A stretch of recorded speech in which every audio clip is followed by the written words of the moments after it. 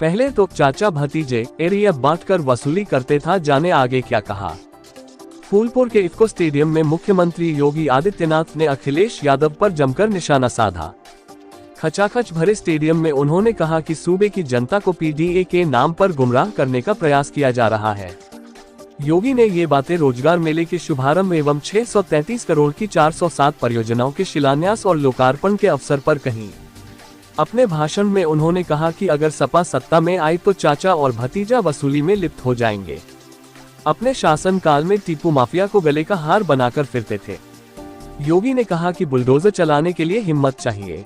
उन्होंने फिर कहा कि माफिया अगर सिर उठाएगा तो मिट्टी में मिला देंगे। बेटियों की सुरक्षा को रेखांकित करते हुए कहा कि उन्हें बुरी नियति से छूने वालों के हाथ पांव अलग कर दिए जाएंगे। उन्होंने प्रयागराज के महत्व को बताते हुए कहा कि यहाँ महर्षि भारद्वाज का पहला गुरुकुल था, फिर भी पहचान का संकट था। जाति के नाम पर लड़ाने वालों ने की वजह से ऐसा हुआ था। इस यज्ञ की धरा पर कुंभ कैसा होता है उसे 2019 में दिखा दिया गया है। अच्छा काम करते हैं उससे व्यक्ति को सम्मान मिलता है। क्या 2017 से पहले ये सम्मान मिलता था? तब लोग बताते थे कि यूपी के हैं तो लोग हेय दृष्टि से देखते थे। तब चाचा भतीजा नौकरी दिलाने के नाम पर वसूली किया करते थे। आयोग में सूची लगती थी। कार्य करने के लिए नेक नियति होनी चाहिए। 2017 से पहले यूपी बीमारू राज्य था, युवाओं को रोजगार नहीं मिलता था, किसान आत्महत्या करते थे, बहन बेटी सुरक्षित नहीं थी, दंगे होते थे। अब दंगा करने की हिम्मत किसी में है क्या? आपने माफियाओं की पैंट गीली होती देखी है। हर बेटी की सुरक्षा इस सरकार का दायित्व है। उन्होंने अपनी बात को रखते हुए आगे कहा कि यूपी में 40 लाख करोड़ का निवेश हो चुका है, इससे 1.5 करोड़ युवाओं को नौकरी मिलेगी। यूपी नंबर 2 की अर्थव्यवस्था बन चुका है, नंबर 1 की अर्थव्यवस्था बनाना है। नंबर की एक अर्थव्यवस्था के बारे में समझाते हुए कहा कि जहां हर हाथ को रोजगार हो, हर व्यापारी को लाभ हो, हर किसान को उसकी उपज का लाभ मिल सके, हर व्यक्ति विकास की ओर बढ़ता दिखे। मुख्यमंत्री योगी आदित्यनाथ ने जोर देकर यह भी कहा कि यह वर्ष हमारे लिए महत्वपूर्ण है क्योंकि 12 वर्ष बाद महाकुंभ 2025 में होगा। हमारा प्रयागराज वैश्विक स्तर पर अपनी चमक बिखेरेगा। हमने 650 करोड़ की परियोजना का लोकार्पण हुआ है। अकेले फूलपुर की अधिकांश योजनाएं इसमें शामिल हैं। समय सीमा में काम पूरा होगा। उन्होंने फूलपुर विधानसभा के लिए होने जा रहे उपचुनाव को ध्यान में रखते हुए विकास की तस्वीर दिखाए। भरोसा दिया कि जिस तरह फूलपुर इफ्को परिसर में स्वच्छ और व्यवस्थित टाउनशिप है, उसी तरह पूरे फूलपुर क्षेत्र में व्यवस्था दी जाएगी। आपने विधायक प्रवीण पटेल को चुनकर संसद में भेजा है, धन्यवाद आया हूँ। जैसे इफ्को की व्यवस्था उत्कृष्ट है, उसी तरह प्रवीण फूलपुर में काम करेंगे। मेला स्वामी विवेकानंद युवा सशक्तिकरण योजना में युवाओं के तकनीकी सक्षमता के लिए टैबलेट और स्मार्टफोन वितरण के आज के इस कार्यक्रम और नए स्टार्टअप और नए उद्यमियों के लिए ऋण मेला के लिए और प्रयागराज और खासतौर पर फूलपुर की विकास परियोजनाओं को लोकार्पण और शिलान्यास के लिए आयोजित समारोह में प्रदेश सरकार में मंत्रिमंडल के मेरे वरिष्ठ सहयोगी, प्रदेश के औद्योगिक विकास विभाग के मंत्री श्री नंदगोपाल गुप्ता नंदी जी, युवा ऊर्जा के धनी मेरे सभी युवा साथियों, बहनों और भाइयों, एक साथ इतने बड़े रोजगार मेले के माध्यम से, विकास परियोजनाओं के माध्यम से मुझे प्रयागराज की धरती को प्रणाम करने का अवसर प्राप्त हो रहा है। इस अवसर को प्रदान करने के लिए फूलपुर की धरती को, प्रयागराज की धरती को कोटि कोटि नमन करते हुए मैं आप सबका हृदय से अभिनंदन करता हूं। और फूलपुर फिर से अपने फूल की तरह कमल का फूल खिलता हुआ यहां दिखाई दे, इसकी अपेक्षा के साथ आज हम सब आपके बीच में यहां पर उपस्थित हुए हैं।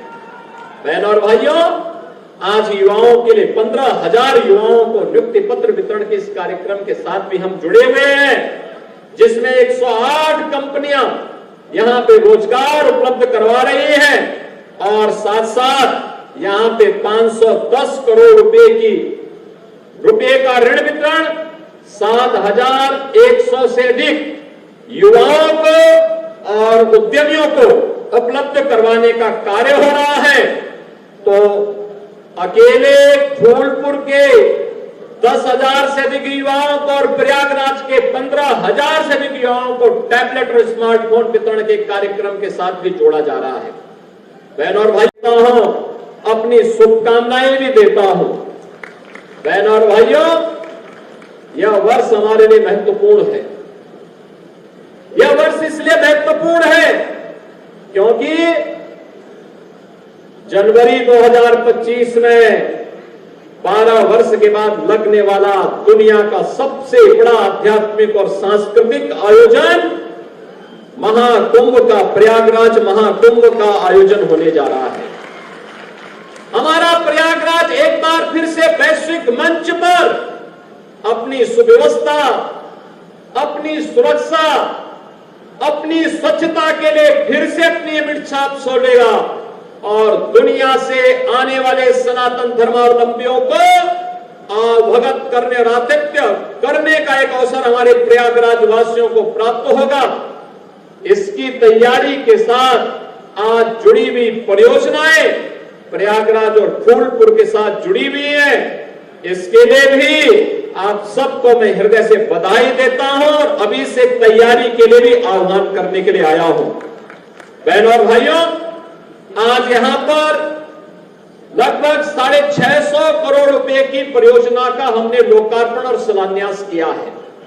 और एक योजना तो इसमें एक ऐसी भी है सड़क की, ये मेरे संज्ञान में आया था। हमारे यहाँ की सांसद श्री प्रवीण पटेल और पूर्व सांसद केसरी देवी पटेल जी ने मेरे संज्ञान में इस बात को दिया था, जिसमें विकास खंड बहादुरपुर थाना क्षेत्र हंडिया के अंतर्गत ग्राम ढोकरी में वहां की सड़क अपनी कुर्सी की चिंता थी। तब इनको अपनी कुर्सी की चिंता थी। तब राजू पाल जैसे गरीब मारे जाते हैं, उमेश पाल जैसे मारे जाते हैं। हम लोगों ने तो कहा कि अपराध और अपराधियों को बख्शेंगे नहीं, जीरो टॉलरेंस की नीति के तहत सरकार कार्य करेगी। हम सुरक्षा सबको देंगे, सम्मान सबको देंगे, विकास सबका करेंगे। लेकिन अगर किसी ने किसी बेटी वहां चलती हुई बेटी पर हाथ डालने का दुस्साहस किया तो उसके हाथ अलग होंगे, पैर अलग होंगे, जरूर करवा देंगे। हर बेटी को सुरक्षा प्रदान करना ये सरकार का दायित्व है और सरकार अपने इस दायित्व का निर्वहन करेगी, किसी भी हद तक जाकर के करेगी। हर व्यापारी को सुरक्षा प्रदान करना हमारा कार्य है और सरकार किसी भी हद तक जाकर के सुरक्षा भी देगी, उन्हें सम्मान भी देगी। हर नागरिक को सुरक्षा प्रदान करना, हर बहन और हर बेटी की सुरक्षा करना इस सरकार का कार्य है, सरकार उसको भी करेगी। और तब भी मैंने कहा था, माफिया अगर सिर उठाने का दुस्साहस करेगा तो उसको मिट्टी में मिलाने का काम भी सरकार करेगी। और बहनों और भाइयों, आज मैं आपसे कहने के लिए आया हूं, ये जो बड़ी बड़ी घोषणाएं कर रहे हैं, ये वही लोग हैं जिन माफियाओं के सामने आज कभी नाक रगड़ा करते थे, उनके सामने, दंगाइयों के सामने नाक रगड़ा करते थे। अरे बुलडोजर चलाने के लिए हिम्मत चाहिए, हिम्मत। ये दंगाइयों के सामने और माफियाओं के सामने किस वेश से आया है, क्यों आया है? यानी होटल और धर्मशाला में भी कहीं कमरा नहीं मिलता था देश में। ये पहचान का संकट इन्हीं लोगों ने खड़ा किया था जो आज पीडीए के नाम पर आपको गुमराह करने के लिए आए हैं। ये प्राइवेट लिमिटेड कंपनी इनकी है। ये सत्ता में आए थे, चाचा भतीजा वसूली में व्यस्त हो गए थे और प्रयागराज से ज्यादा कौन जानता है।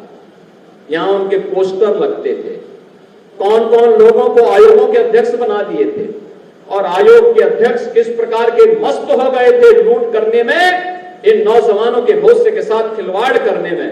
हम लोगों ने तो कहा कि अगर नौजवान के भविष्य के साथ कोई खिलवाड़ करेगा उसकी जगह जेल होगी, जेल।